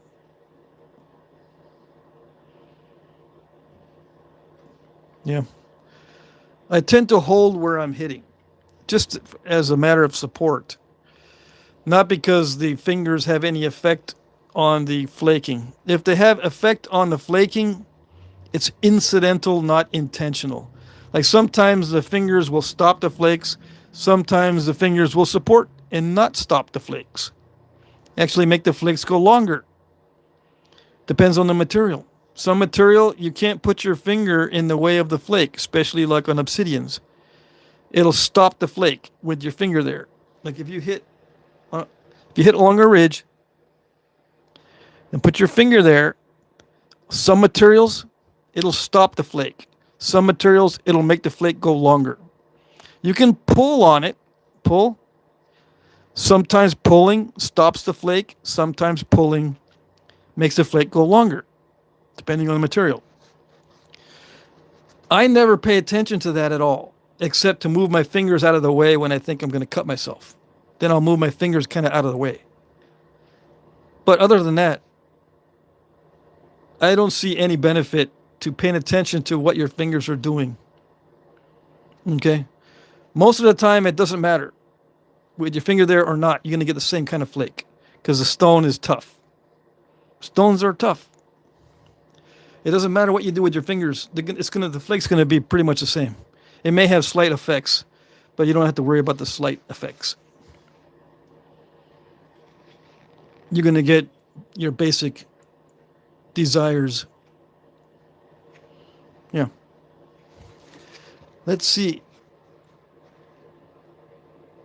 You might have seen it, but he didn't recognize the intent if I hold the whole blade.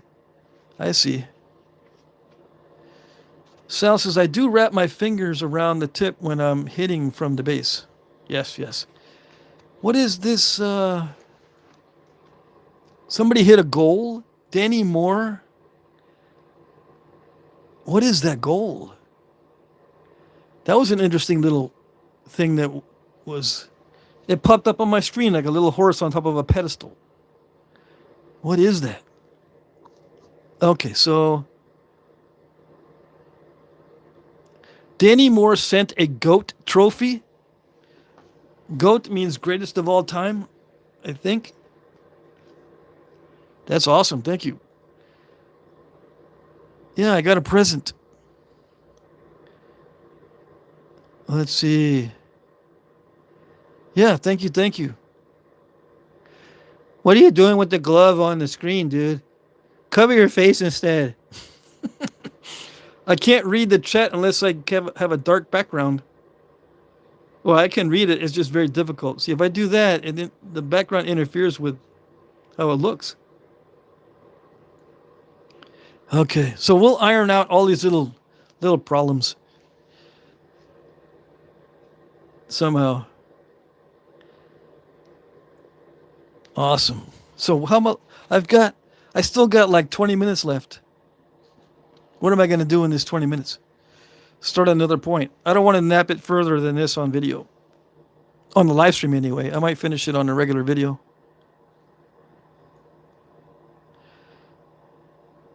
So that's as far as I want to go.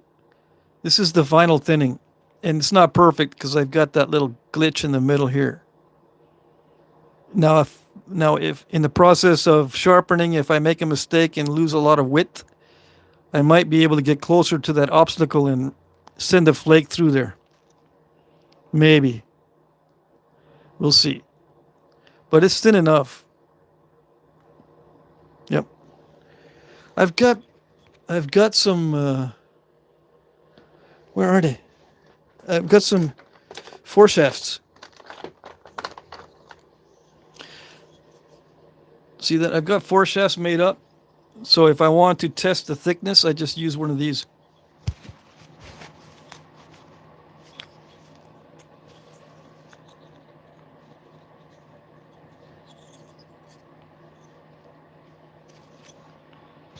This is a little bit too thick for this foreshaft.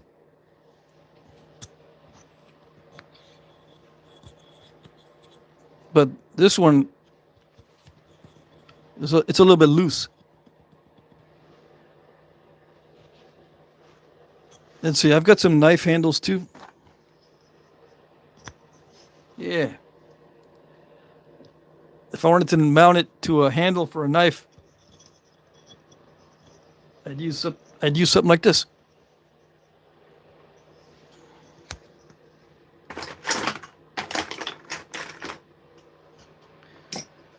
I got another foreshaft here. Hold on.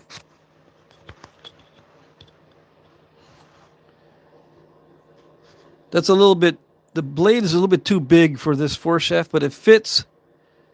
So the moral of the story is, if it fits the foreshaft, it's thin enough. And you make these in advance. Make a bunch of these ahead of time with all the same size notches. And then you just make the points to fit. Yeah. And as long as it fits, that's the thickness you need. And it can be a little bit loose if you want, but it just can't be thicker than that. And this is almost perfect. So how do I know to make it almost perfect? It's because I've been doing it for a while. Okay. So I'm kind of used to how thick it needs to be, or how thin it needs to be. But this blade is a little bit too big for this foreshaft. But once I get it sharpened and maybe put a stem on it, it won't be too small for this particular blade. As an little dart point. This isn't that ladle dart foreshaft. It's not taken from an artifact. It's just averaged from many artifacts. There are artifacts that still have their foreshafts attached. So this is like a, kind of an average. And sometimes I'll write notes on these, but I didn't write any notes on those. What do you mean you write notes on them? Yeah, I write notes on them.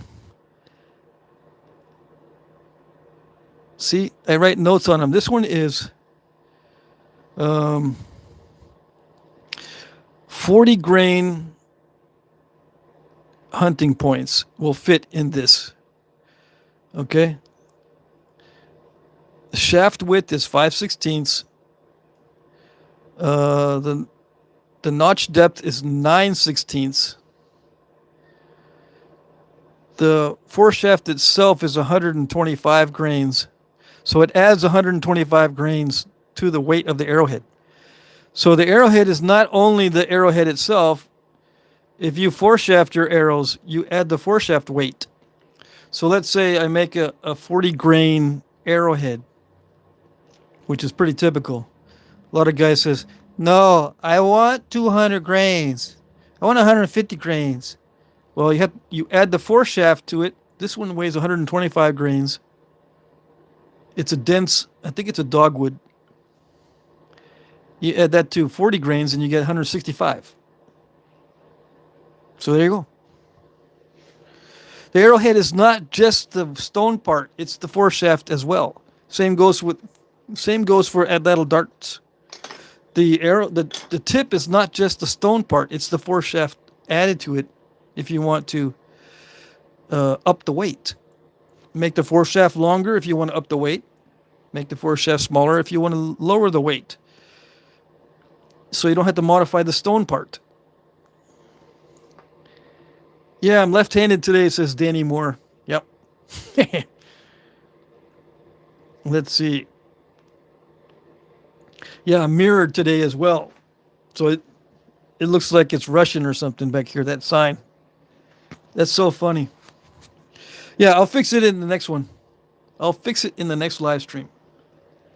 I'm going to stop napping and just do the chat.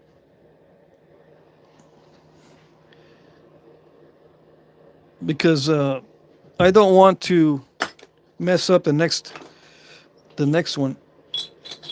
The next one is this Keo Cook. I'm going to make a Snyder's out of it. Okay. I'll do this on a regular video. See, the hardest videos for me to do and nap are these live streams. The next easiest is a regular video format when I talk. The next easiest is the no talk videos. And the easiest of all for me to do is off camera. And what I mean by easy, I can be more successful at it if I just do it off camera. It's easier for me to be more successful off camera. The hardest or the riskiest type of Flintknapping is to do it on these live streams. For me, I can get distracted really easily on these live streams, to the point where I'll just snap something and it's just a stupid snap. Hey, who is Riano Keeves? What are you talking about here? Paul Mala Anderson? Henderson. You guys are funny. Paul Mela Henderson. Buckskin NYB or Marty is here. Hey crew, I'm trucking cattle, but I've been watching. Awesome. There you go.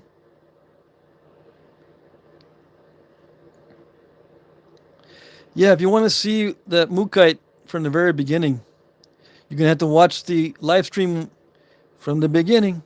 I'm pretty sure you can go back to the beginning, even during the live stream. You can just hit the red line at the bottom and just move the little circle or whatever to the beginning. And then you can advance it forward again and be back at the current spot in the live stream. 15 more minutes. What do we talk about in the next 15 minutes? Let me see. Let me go to the end of the chat. All right. Mike Mason says, let's see.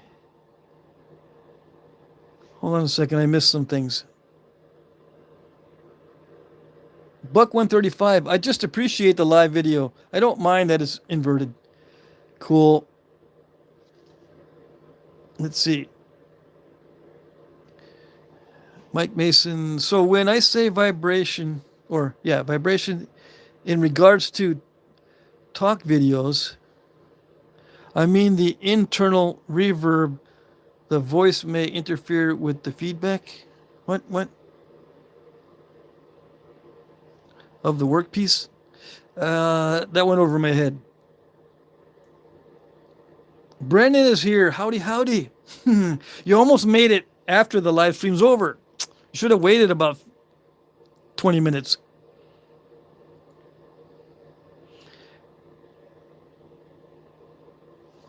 Mike Mason says, do you like the format? Who are you asking?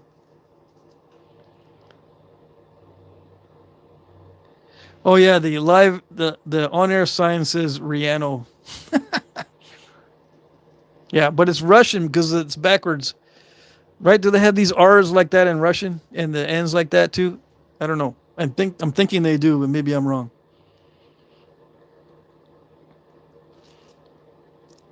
Let's see.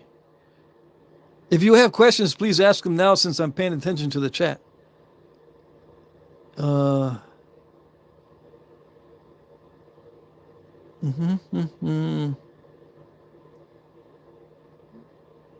Deeply involved in kiddos. Brennan says I'm deeply involved with the kiddos or the children and that kind of stuff until around about now. Alrighty. Got to get the kids in and home safe. Yes, yes. Now let me know if this microphone is working. Right? Does it make it makes a big difference when I do this, right? And then when I do this, let me know if this microphone is working because this is an older type microphone. When you talk, your voice reverberates inside your body. This, I think, can interfere with the reading the feedback from the workpiece. Now that's an interesting thing to think about, I suppose. The mic is great. Okay, good. Big difference, but works well. I see. Jeremy's here. Hey, all. I made it. What did I miss? Well, you missed almost everything. We only got 15 minutes left. Flakesguard says, what's your opinion of the solid versus lead-filled boppers? I like the solid ones better than the lead-filled. I like these solid head copper ones better because I can grind these down without worrying about grinding through the copper and hitting the lead. I like these better. In fact, I can smack the crap out of these and nothing happens. I've been hitting some really tough stones with this and nothing happens to it.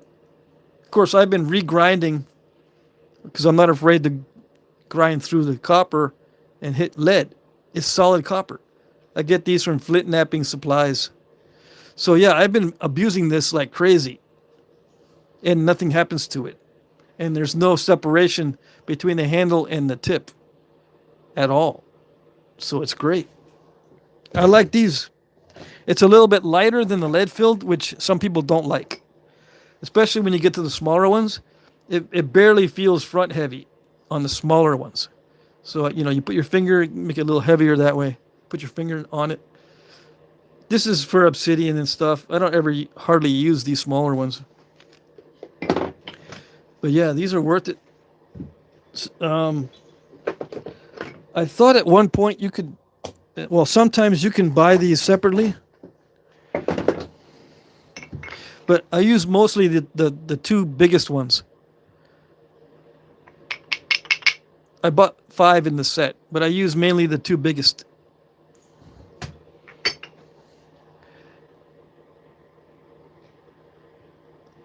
Let's see. Buck 135. Why do you nap? Well, now I nap because I'm selling my stuff. Otherwise, I barely do any napping at all. To tell you the truth, to be perfectly honest, if I wasn't selling my stuff, I would be napping maybe once a month instead of, or I mean, a few days a month instead of a few days a week.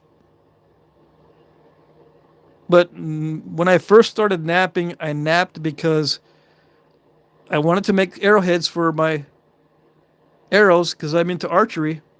I wanted to make some stone arrowheads. And then I couldn't figure out what was going wrong, so I started videoing myself and developing my own techniques. And when I started posting videos, people wanted to know, can you teach me how to do it? Can you? And then when I showed up to Lap-ins, hey, can you show me how to do it? So I started showing people how to do it.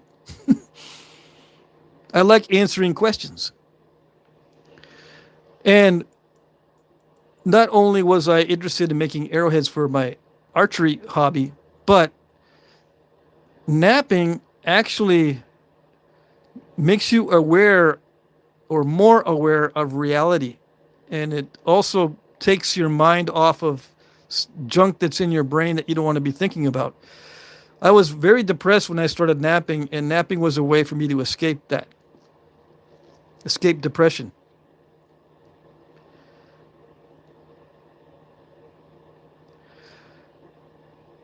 So yeah, several reasons why I started and why I still do it.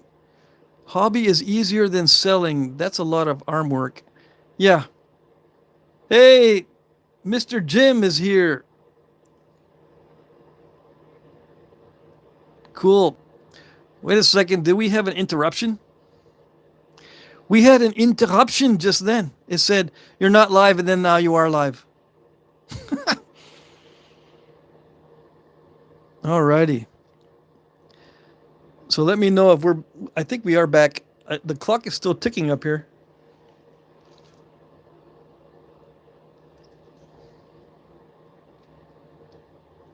It's those darn solar flares.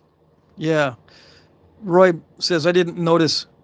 If I hadn't been watching the screen, I wouldn't have noticed either. It was just a slight disturbance. Yeah, we're supposed to be able to see the northern lights up here in Vermont, but it's been cloudy the whole time. It's a bummer. I didn't see. I wanted to see the northern lights. I've only seen the northern lights a couple times when I was little, like 8 or 9 years old. Back when there was no light pollution. How old am I? I'm way too old. I'm 62. 50 years ago, you could see the Milky Way and northern lights in New Hampshire, where I grew up. But nowadays, yeah, Sal says they were seen in Texas last night. Yeah, my daughter sent me some pictures from New Mexico. She could see them. Well, you can't see them that well with the naked eye, but if you take a picture with your camera, I think there's a setting, you can see them really well. Yeah, if you take a picture with your phone camera, and make sure the settings are good, it shows up a lot better on the phone camera. Jeremy says, hey, Blades and Points. Yeah, it's Sal. That's Sal. S-A-L, short for Salvador. Yeah. When you get the chance, Sal, check out the pics I put on the community, says Mike. Faith and Sawdust, do you have any mods? Just one mod, right? That's what that means. I mean, let's see. His name is Michael, but I'm trying to remember his YouTube name. Oh, Red Eyed Patriot is usually the mod who boots out any trolls. He volunteers to be the mod on my live streams. We haven't had trolls lately, or any weirdos or Fruit Loops, so that's good. Danny Moore, $2 super chat. Thank you. No comment attached. Thank you.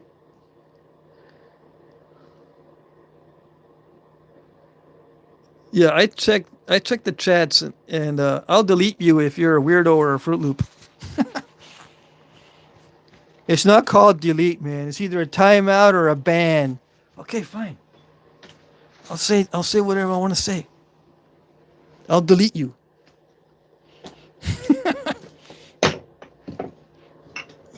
I put people in timeout before. That's kind of fun. Have I ever put my kids in timeout? I never put my kids in timeout. They're too smart for that. See, timeout. It means I get to go sit away from you where I don't get to hear you, Dad. When do I go? And just lock me in there because I don't want to come out and listen to your stupidness. Timeouts don't work. It's just some weird fantasy that it's like a cultural thing. If I put my kids in timeout, you know what they would do? They would say, "Thank you, thank you." Let's see. Let's see. That guy that was, I don't know. I can't understand some of these comments. Let's see. I have always liked Apple Jacks personally. Salamandra, Apple Jacks. I say Fruit Loops to be nice, but I think you know. I think you know what that means. Now, what was my favorite cereal growing up? Believe it or not, we used to like Super Sugar Crisp, but my mom wouldn't buy that because she says no, that turns the milk into syrup. She had an accent. I'm not going to do her accent. She said it would turn the milk into syrup. That's not good for you. That's not good for you, Patrick. It's too much sugar. And even back then, she knew, but I never paid attention to too much sugar. I said, okay, I'll just eat it when they're not looking. I mean, in my head.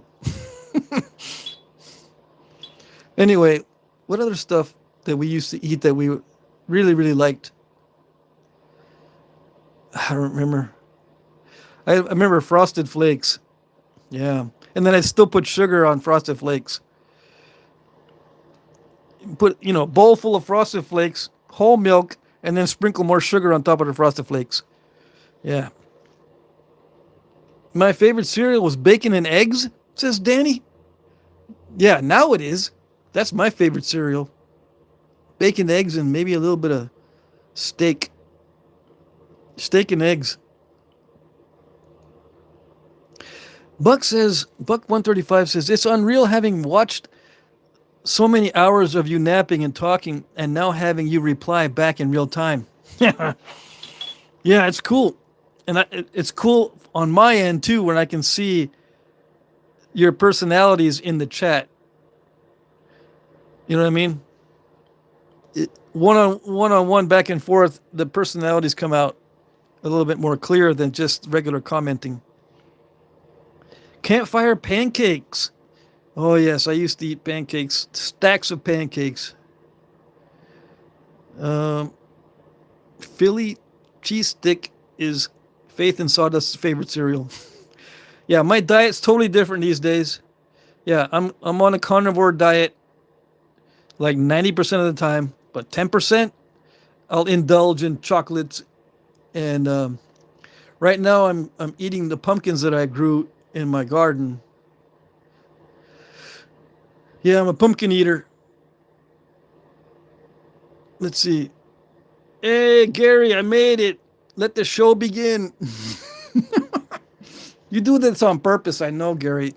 1 minute before the end of the live stream. Let's see.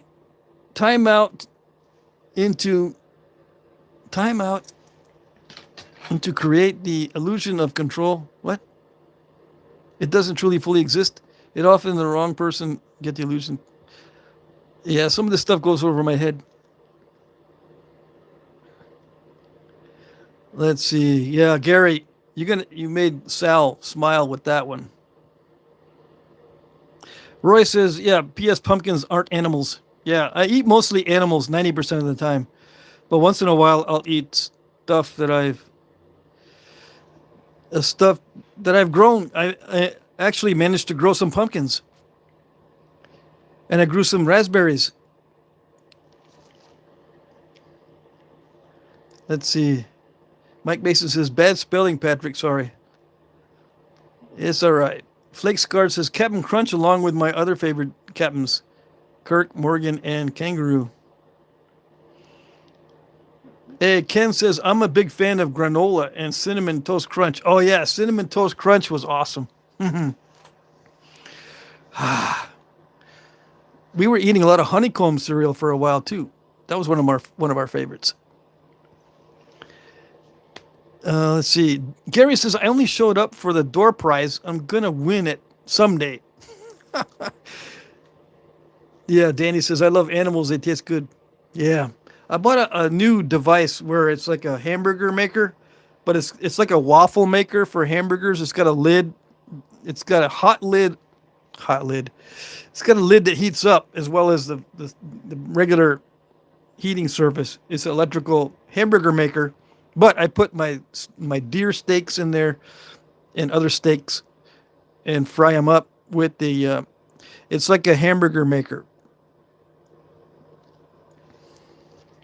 It's been working really well.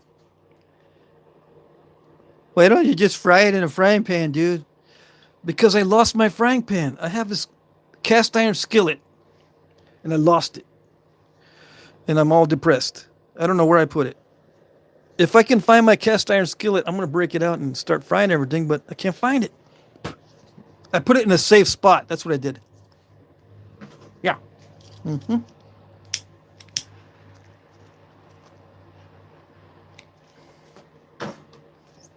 Okay, we're almost done, right? Yeah, it's 2 minutes past. Let's see who comes in.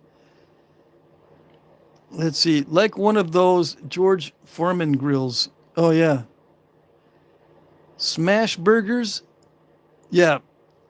A salad shooter only for meat? What's a salad shooter? You guys have all this terminology I don't know about.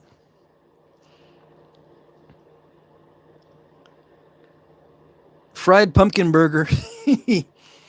All right, I think I'm going to end the live stream.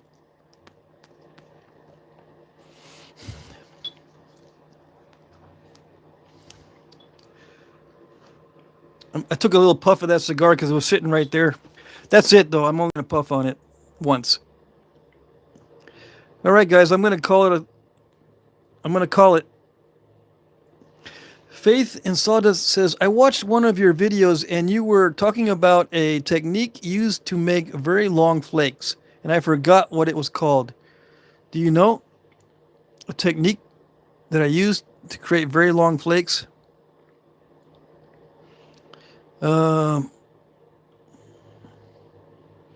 That's a good question. I'm too old. See, I'm too old. See the hair? That means I can't remember what I call these things. I don't remember. Sorry about that. Yeah, I can't think.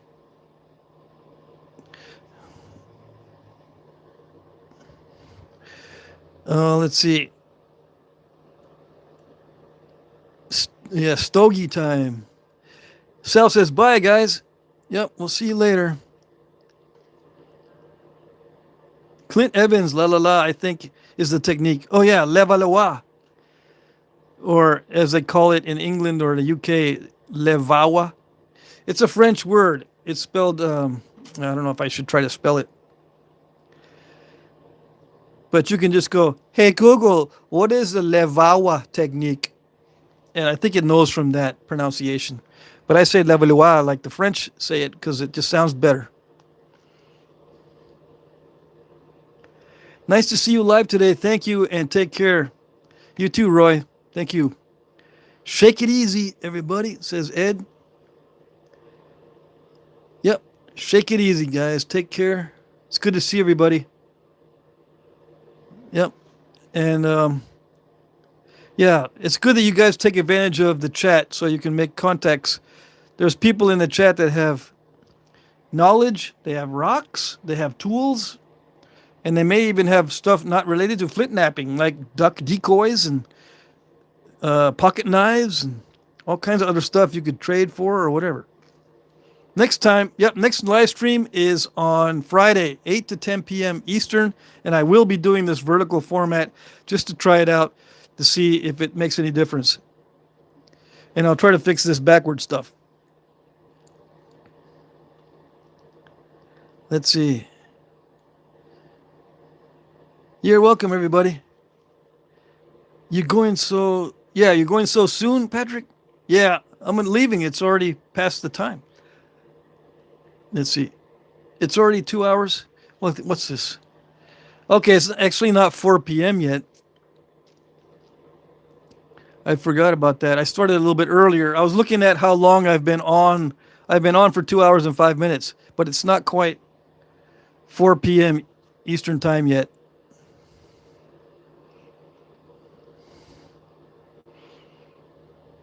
Let's see. Oh, Faith and Sawdust. I thought your name was Jack. Yeah, my name is Patrick. The channel name is Jack Crafty, but my name is Patrick. Yeah, people call me Jack, though, which is fine. You can call me whatever. Tip from a youngster, your front camera is automatically mirrored to show your face like you would see it normally. Yeah, I just don't use the front camera because I can't see myself. Yeah, I'm gonna check the settings for sure. I'll mess around with it and get it correct for the next time. I just set up within 10 minutes and just went live and then just winged it for this one. David Eldridge says, you said you was how old? I'm 62. 6'2". I was born in 1963. Yeah.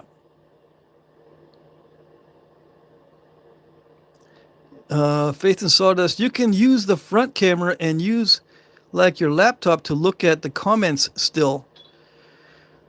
Yeah. But there's a slight delay, but yes, I can do that. I like it actually this way because I don't have to set up my laptop next to where I'm napping because I get chips and dust in my laptop. I'm having to clean my laptop after every napping session. So I thought that this would be actually better as far as not exposing my laptop to chips and flakes. Sometimes a flake will hit my laptop screen as well, which I don't like. So David Eldridge says, wow, you look good. Well, thank you. I don't think I look good. I'm very old now. Yeah. I don't recognize myself in the mirror anymore. David Eldridge, I was born in 67. So you remember. You remember the 80s? Yeah. The 80s were pretty cool. I mean, there was a lot of bullying going on in the 80s. But other than that, I remember, the cars were awesome. The music was awesome. Everyone was awesome, except for the bullying. I know it sounds funny. I was bullied when I was little because I was smaller than everybody. I'm 5'8", 5 foot 8 inches tall.